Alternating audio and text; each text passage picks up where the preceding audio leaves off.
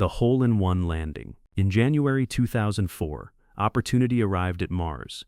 Landing there is a nightmare, because the atmosphere is too thin to stop a heavy robot with just a parachute. To survive the impact, NASA turned the rover into a giant, high-tech bouncy ball. They wrapped it in 24 massive airbags and dropped it from the sky.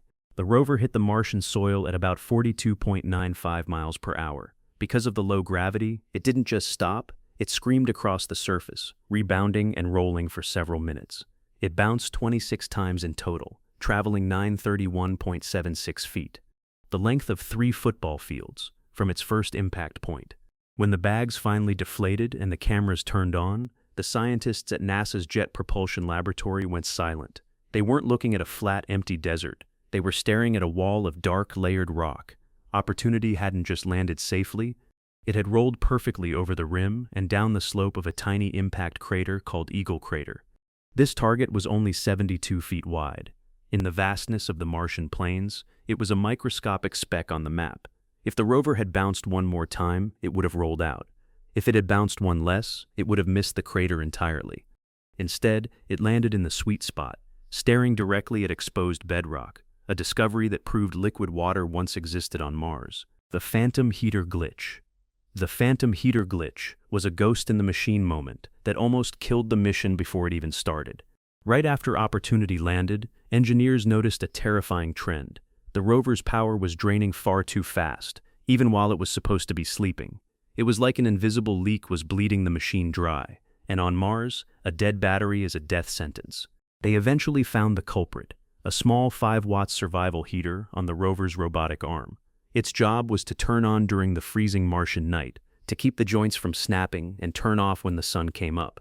But a thermostat glitch caused it to get stuck. It stayed powered 24/7, sucking life from the batteries every second of the day. On Earth, you just flick a switch. But on Mars, that heater was hardwired. There was no way to reach it and no software command to force it off. To save the rover from freezing to death, NASA used a desperate hack called deep sleep. Every night, they completely disconnected the batteries from the electronics. They literally pulled the plug on the entire machine to kill the heater's power.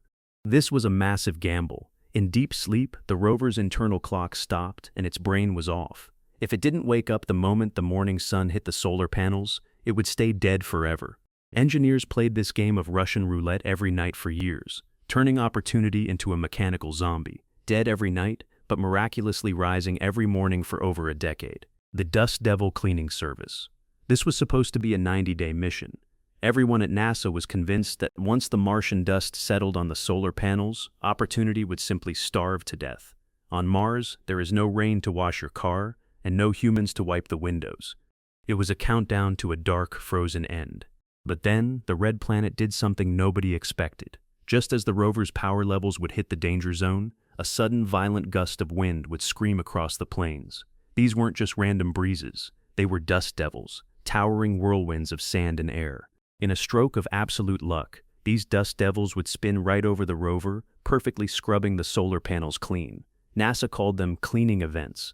It was like a cosmic pit crew was following Opportunity around, keeping it alive against all odds. These events were so effective, they would sometimes boost the rover's power from critical levels back to 100% in a matter of seconds. Because of this cleaning service, a mission meant to last 3 months stretched into a staggering 15 years. Opportunity didn't just survive, it became a marathon runner. It covered over 28 miles of Martian terrain, outliving its twin rover, Spirit, by nearly a decade. It spent over 5,000 Martian days exploring, proving that sometimes the very environment trying to kill you is the thing that keeps you going. By the time it finally went silent in 2018, it hadn't just broken records, it had fundamentally changed how we look at the longevity of machines in deep space. It survived long enough to see the arrival of newer rovers, turning a 90-day sprint into a 15-year odyssey. 5 weeks in Purgatory. In 2005, what would eventually become Opportunity's 15-year marathon almost came to a permanent, grinding halt, in a place the engineers nicknamed Purgatory Ripple. The rover was cruising across the plains of Meridiani Planum when it drove straight into a hidden trap. It wasn't a mountain or a canyon. It was a ripple of soft, wind-blown sand that was only about a foot high. But to a 400-pound rover, this was quicksand. As the wheels tried to turn, they didn't move the rover forward, they just dug deeper. Before the team on Earth realized what was happening, Opportunity was buried up to its rims in fine, powdery dust. For 5 weeks, the rover sat motionless. Back on Earth, NASA engineers built a sandbox filled with simulated Martian soil to try and find a way out. They knew that if they pushed the motors too hard, they would burn out. If they spun the wheels too fast, the rover would sink until its belly hit the sand, making it impossible to move. They had to be incredibly patient. They began sending commands to move the rover just a few inches at a time. It was an agonizingly slow process of shuffling back and forth, centimeter by centimeter. After 5 weeks of struggle and thousands of wheel rotations, the rover finally felt its tires grip something solid. It clawed its way out of the dune and back onto the hard plains. This near-death experience changed the mission forever. From that day on, the team became Purgatory shy, carefully inspecting every single ripple in the sand before driving over it. The Sears Tower Climb. In 2011, Opportunity reached the massive Endeavour crater, and the team set their eyes on a high point along the western rim called Cape Tribulation. To get there, the rover had to perform a vertical climb that pushed its 11-year-old hardware to the absolute limit. The climb was legendary. From the lower section of the rim known as Botany Bay, the summit sits about 443 feet above the plains that surround the crater. While that sounds smaller than a skyscraper, you have to look at the total elevation. Even though the summit is 443 feet above the plains, from the very bottom of the crater floor up to the summit is a staggering 1,350 feet. That is almost the exact height of the Willis Tower, formerly known as Sears Tower in Chicago. Opportunity was effectively driving along the rim of a Martian skyscraper. The incline was the real killer. In March 2016, while navigating a nearby ridge, the rover hit a tilt of 32 degrees. That is the steepest slope ever tackled by any rover in Mars history. To a human, that's a steep hike. To a 400-pound robot with a broken front wheel and arthritic joints, it was a death trap. Because the slopes were so steep, the wheels experienced massive slippage.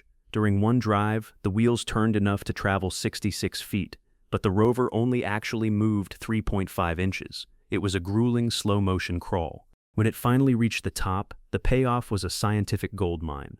Opportunity discovered clay minerals, specifically phyllosilicates. These only form in neutral water, which is fresh and non-acidic.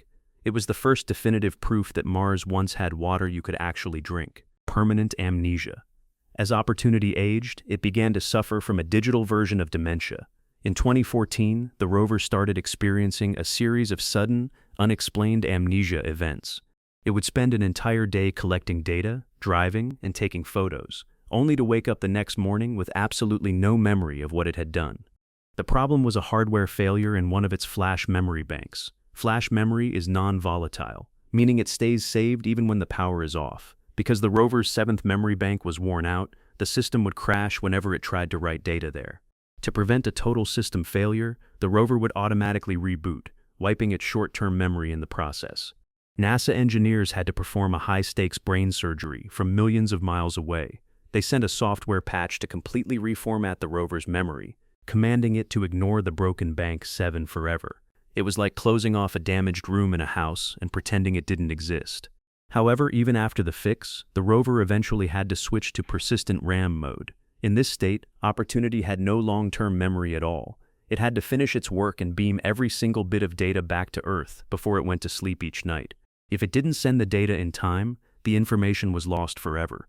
The secret rock names. While NASA engineers are serious scientists, they have a surprisingly playful side when it comes to naming things on Mars. Since the International Astronomical Union doesn't officially name every pebble, the Opportunity team had to come up with their own system to keep track of the thousands of rocks they encountered. The secret was that they used themes to name specific areas. For example, when Opportunity landed in Eagle Crater, the rocks were named after famous ships. You had HMS Beagle, Fram, and Endurance. Later, when they reached a spot called Concepcion Crater, they switched to naming rocks after different types of chocolate and candies. They found rocks named Milk Drop, Cookie, and Dark Chocolate. But the names weren't just for fun, they actually helped the team remember the geological properties of the site.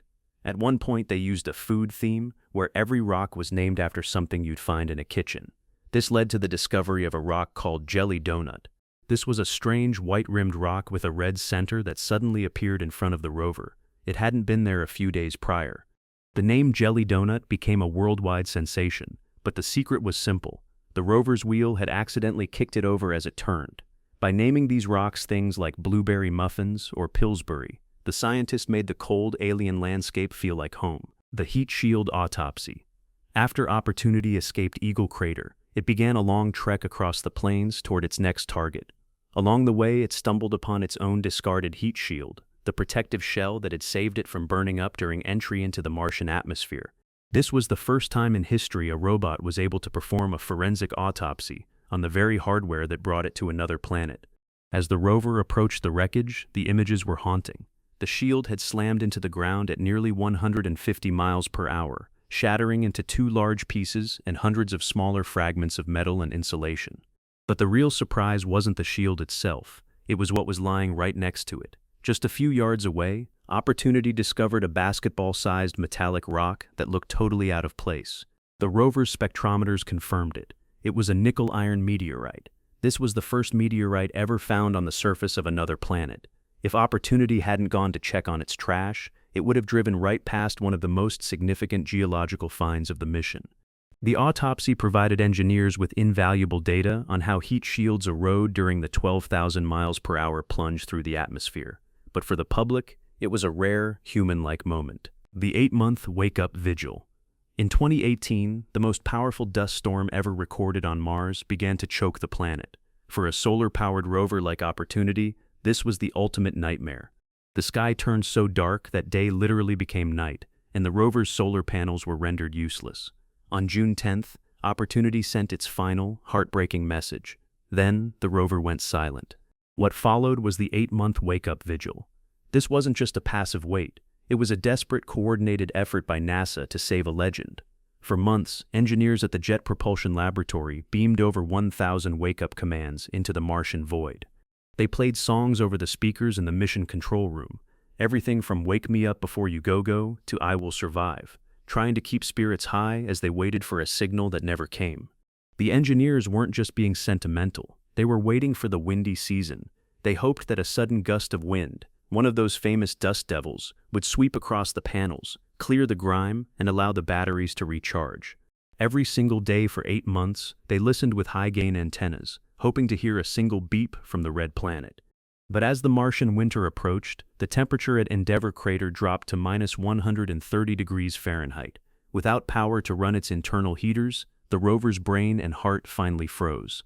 On February 13, 2019, after one final attempt to reach the rover, NASA officially declared the mission over. The last words myth.